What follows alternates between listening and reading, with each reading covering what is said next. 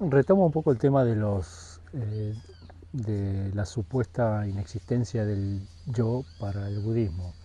Habíamos dicho de que dentro de la explicación que da el Buda a sus ex compañeros y primeros discípulos en Sarnath, que es una ciudad, un paraje muy cerca de Nueva Delhi, donde la tradición dice que pone en marcha la rueda del Dharma, la rueda de las explicaciones, da el primer sermón que habla de este tema exhaustivamente, ¿no? Y él decíamos que les explica un sistema de construcción para demostrar dónde el yo no estaba y que se refiere a los 5 agregados, a los 5 skandhas, a los 5 grupos de cosas donde les demostraba a través de preguntas de que el yo no estaba ahí.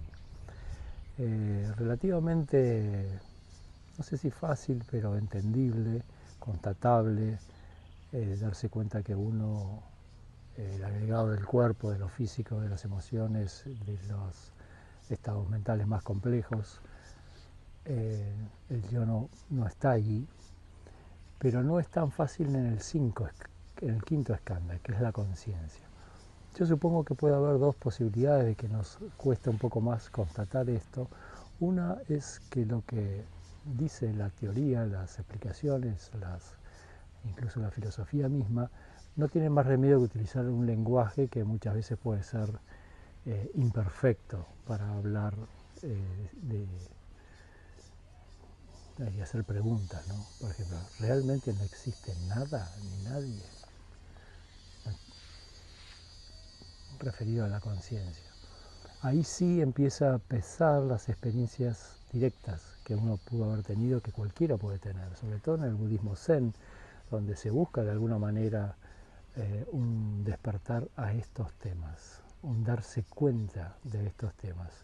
Concretamente, por lo menos en la escuela a la que pertenezco, el Kensho, esa situación de llegar a un portal donde las cosas se ven con una claridad y libre de filtros, estos temas son más entendibles.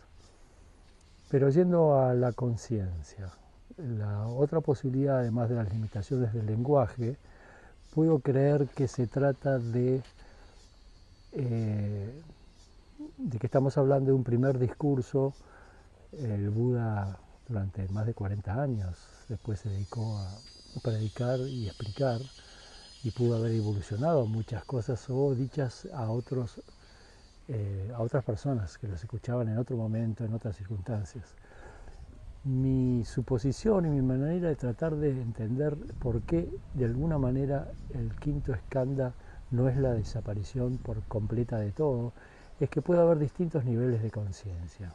Para esto me sirvió haber estudiado en su momento el Sutra Lankavatara, que es súper recomendable y sobre todo muy cercano, muy caro a la práctica del budismo zen. Ahí habla de puntos intermedios de conciencia. Tal vez eh, lo, cuando se habla de la liberación, no se habla de una pérdida de conciencia total, sino de ciertas características que atan o han atado la conciencia a los otros grupos de cosas. Por ejemplo, una conciencia que está atada a la creencia de que es un físico, de que es una emoción, de que es una percepción o algún estado mental más complejo, darse cuenta que no lo es liberador. Por eso es que se puede decir que el liberarse del yo, según unas estructuras y creencias tradicionales, es liberador, porque hay una conciencia que se libera de esas ataduras. Ahora bien, ese yo, ¿por qué se ata? Porque es su forma de vivir, es su forma de existir. Si lo empezamos a desenmascarar y a darnos cuenta de que no es eso, a través de la liberación de ataduras, pierde esencia, pasa a no ser ese yo. ¿Cuál es el mecanismo por el cual ese yo trata de mantenerse atado mantener atado la conciencia a lo físico, a lo emocional, a la memoria, en fin, a los estados mentales en general, es el deseo. El deseo básico es el deseo de existir. Después toma muchos otros aspectos, muchas otras formas de desear, pero el deseo básico de ese yo es el de existir. Y la lucha por existir es lo que entiendo que es el apego, básicamente. Por todos estos temas, y con esto termino porque creo que hay una posibilidad a continuación de hablar sobre la conciencia en un plano más amplio, enorme, de que da para mucho. Por todos estos temas, creo que si me preguntan hoy qué es el budismo, ya lo dije, puede haber muchos tipos de budismo, un budismo para cada practicante.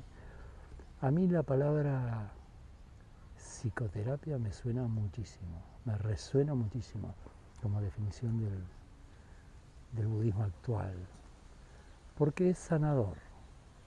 Ver estas cosas, entenderlas, es liberador, es sanador. Gracias.